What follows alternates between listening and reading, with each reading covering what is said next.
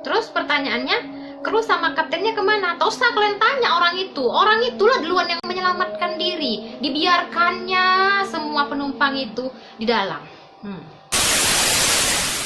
Assalamualaikum warahmatullahi wabarakatuh. Kembali lagi bareng aku Opi. Nah, di video kali ini aku bakalan ngebahas tentang tragedi tenggelamnya kapal Sewol yang menewaskan 304 pelajar SMA di Korea Selatan.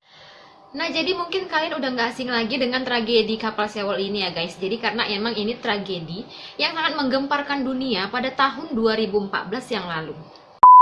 Jadi peristiwa tenggelamnya kapal Sewol ini terjadi pada tanggal 16 April tahun 2014. Jadi itu sekitar 6 tahun yang lalu ya guys. Dan kapal Sewol sendiri ini tuh dibuat di Jepang pada tahun 1994 dan kemudian dibeli oleh perusahaan Chenghao-Jin Marine pada tahun 2012. Jadi emang kapal ini tuh masih baru banget di perusahaan itu karena kan dia belinya 2012, kemudian peristiwa itu terjadi 2014.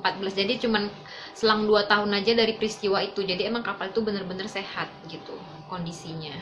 Jadi setelah perusahaan Chenghao-Jin ini membeli kapal itu, mereka tuh langsung melakukan modifikasi terhadap kapal itu. Jadi nggak terima mentah-mentah kayak gitu. Mereka melakukan modifikasi lagi dengan cara menambah jumlah kabin untuk penumpang. Jadi biar penumpangnya itu lebih banyak. Jadi otomatis kan berat si kapal ini sendiri tuh semakin bertambah gitu. Jadi makin berat kan. Nah, jadi setelah kapal ini selesai dilakukan modifikasi, kapal ini tuh pun menjalani beberapa rangkaian pemeriksaan guna untuk mendapat sertifikat kelayakan berlayar sebelum akhirnya resmi beroperasi pada 15 Maret 2013. Rute kapal Sewol ini tuh pulang pergi PP itu antara Incheon dan Jeju gitu. Jadi jaraknya itu sekitar 425 km atau sekitar 13 jaman gitulah, kurang lebih minta izin ya kan. Sekitar segitulah jarak tempuhnya itu. Jadi seminggu 3 kali mereka melakukan perjalanan pulang pergi Incheon Jeju.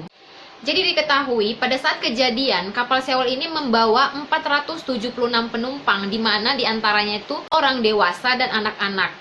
Dan 325 diantaranya itu merupakan pelajar SMA Danwon yang melakukan liburan dalam rangka acara sekolah gitu. Jadi emang mereka melakukan liburan sebelum ujian.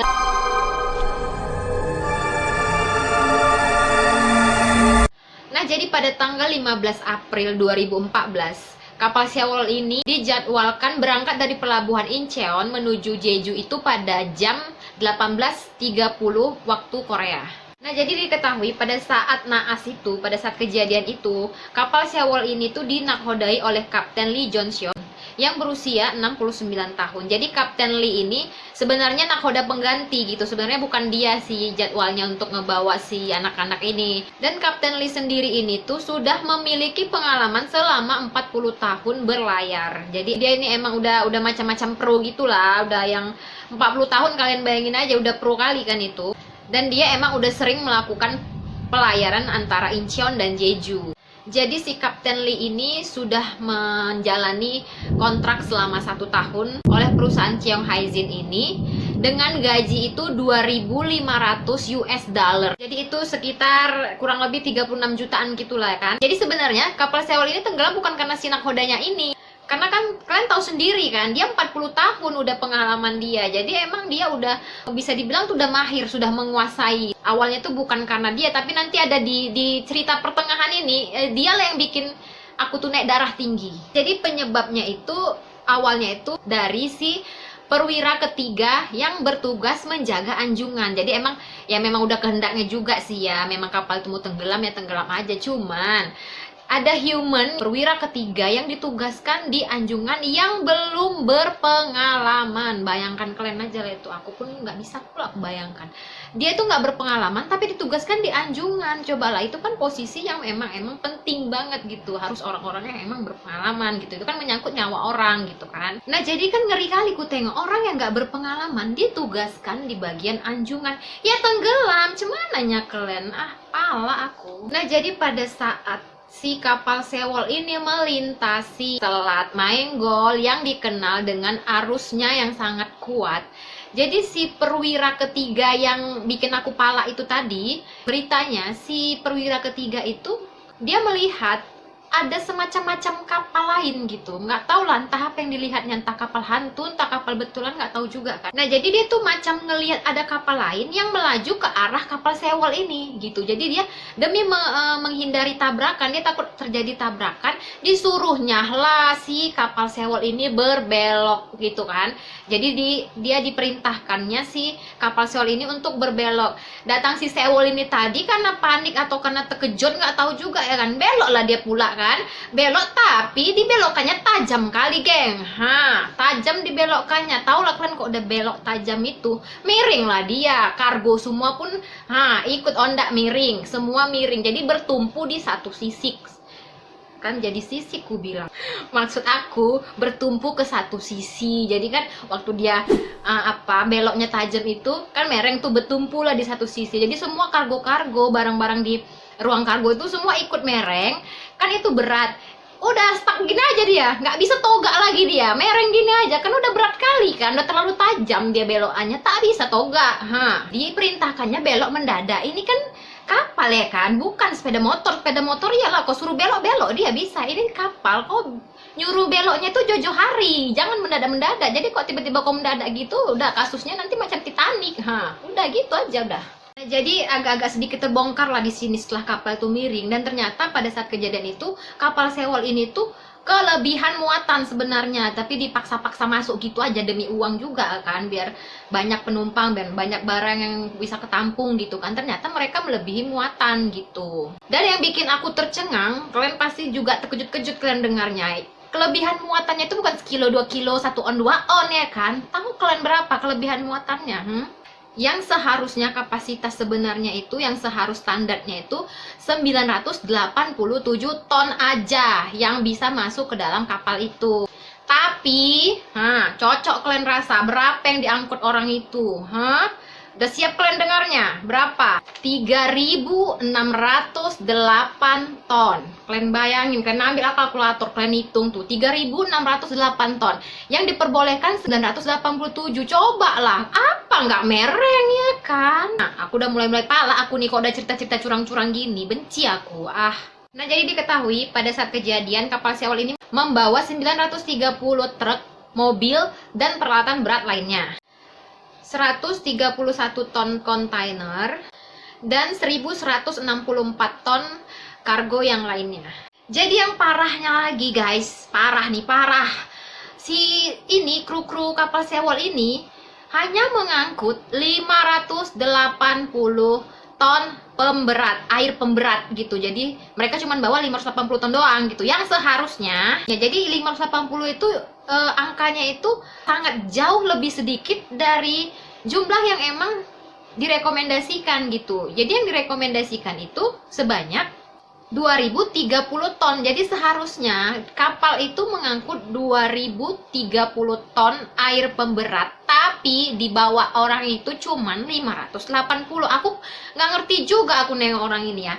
Yang seharusnya diberatin, diringankan ya kan. Yang penting-penting itu dibuang sama orang itu, yang nggak penting dimasukkan sama orang itu. Kadang aku nggak ngerti juga ya kan, mereka lebih mikirin income daripada keselamatan. Ini air ini kan penting kan, posisinya tuh dia sangat penting di kapal itu, air pemberat ini. Tapi di bawah mereka sedikit, malah yang dibanyain kargo gitu kan. Terbalik-balik kadang orang ini mikirnya, pakai mana? Jadi kalau kapal itu kurang muatan air pemberatnya, itu dia rentan kemiringan dan tenggelam gitu. Jadi kalau emang dia dikuranginya, air itu resikonya tinggi untuk tenggelam. Oke lah, tadi kalau mungkin selama ini memang mereka ini tuh melakukan perjalanan dengan kadar air pemberat itu sedikit dibandingkan kargo gitu kan. Ya karena nggak disuruh belok sama si perwira itu tadi, udah itu aja kasusnya kan. Nah sekarang disuruh belok ya kan, kena lah kau. Pentingnya air itu baru tahu kau di situ. Kalau kau disuruh belok mendadak, salah pilih orang, kalian di anjungan.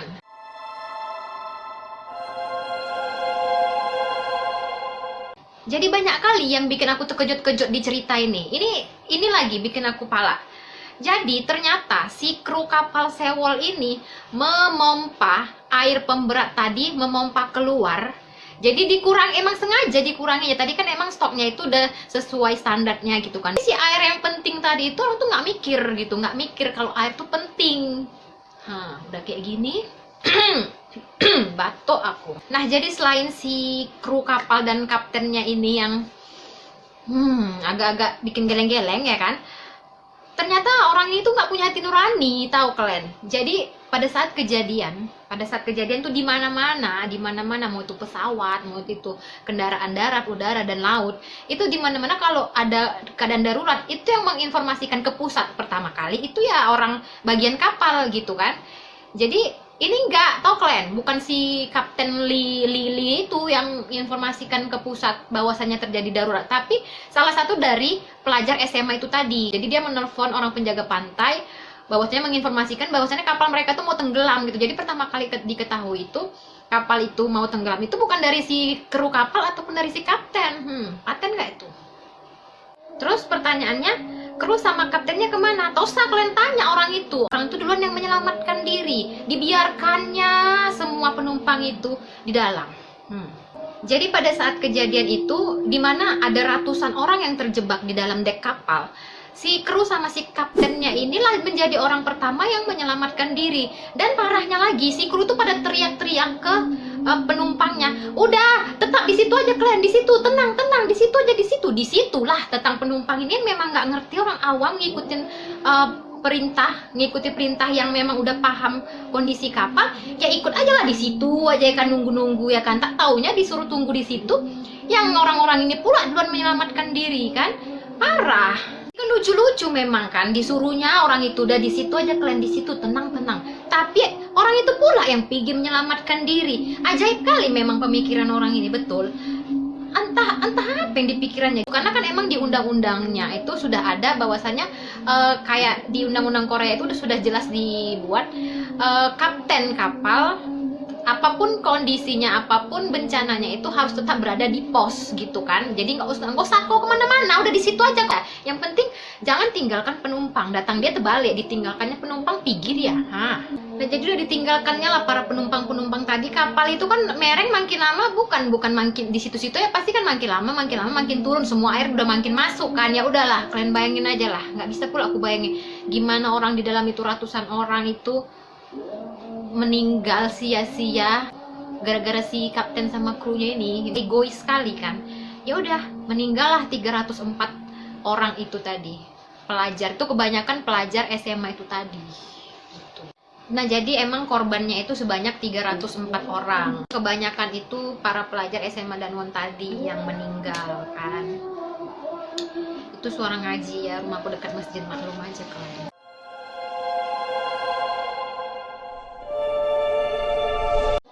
Nah, ini agak-agak senang hatiku dengar cerita yang ini, karena pada tanggal 19 April, agak sinis aku bawanya nih ya. Jadi pada tanggal 19 April 2014, si Kapten Lee ini ditangkap dan didakwa dihukum penjara seumur hidup.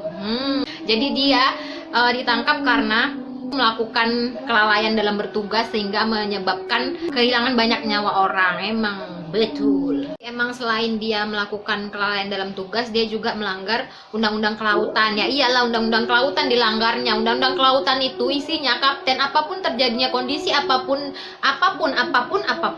tetap di situ. Nah, jadi emang salah, dia melanggar undang-undang kelautan. Jadi udahlah. Udah emang salah lah kau udah pas itu. Jadi emang bukan si Kapten Lee ini aja yang ditangkap, terus sama si ini itu si perwira ketiga yang jaga anjungan itu juga ditangkap. Oh iyalah, dia harus juga itu karena dia penyebab pertamanya ya kan, cocok.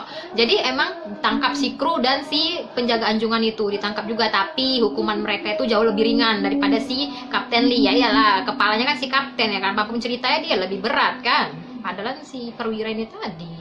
Jadi nggak cuma hanya kapten dan krunya aja yang dipenjara. Jadi pada tanggal 8 Mei 2014, CEO dari Cheong Haijin ini selaku perusahaan yang mengelola kapal Sewong ini juga ikut dijerat beberapa dakwaan. Jadi emang sama dakwaannya itu adalah itu kelalaian dalam bertugas. Jadi emang kan dia saling berhubungan, pengelola, pengemudi, kapten semua itu kena gitu kan.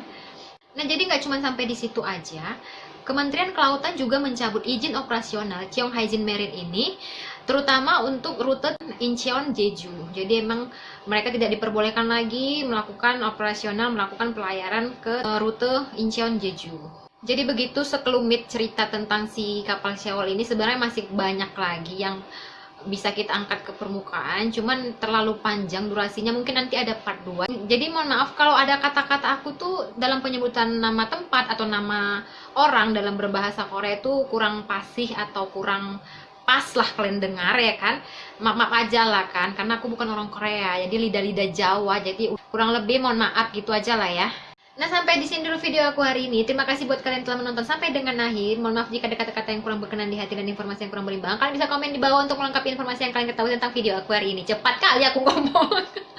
Nah, jika kalian suka dengan video ini, silahkan klik tombol like dan share supaya informasi ini sampai ke banyak orang yang belum mengetahui tentang peristiwa kapal Sewol ini. Dan jangan lupa juga diaktifkan tombol loncengnya supaya kalian update informasi-informasi yang akan aku sampaikan di video selanjutnya. Jangan lupa juga di follow Instagram aku di TheRealOT. Sampai ketemu di video selanjutnya. Jangan lupa di subscribe. Jangan pelit. Dah.